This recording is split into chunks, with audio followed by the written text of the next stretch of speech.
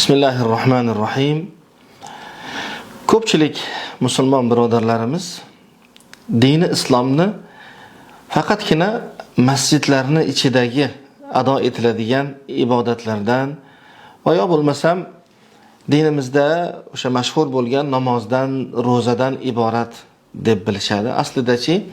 Aslida dinimiz azizlar buyuk din.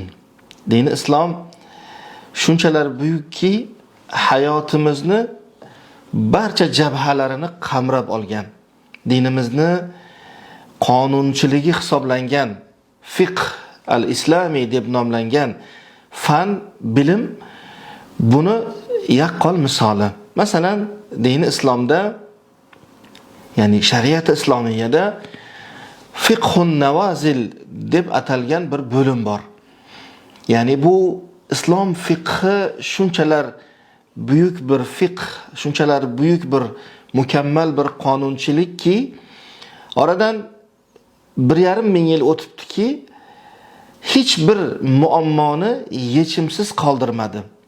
Balki bundan keyin yana bir necha ming yillar davom etar bu hayot, yanada bu fiqh, islom fiqhi, islom qonunchiligi barcha muammolarga javob topadi. Chunki islom fiqhi qonunlar qo'ygan, shablonlar, qoidalar qo'yganki, mana shu qonunlar asosida, mana shu qoidalar asosida har qanaqangi muammo, har qanaqa yangi paydo bo'lgan muammoni yechimini osongina ulamolar tarafidan topib olinishligi, xalqimizga, musulmonlarga taqdim etilishligi mumkin bo'lgan narsa.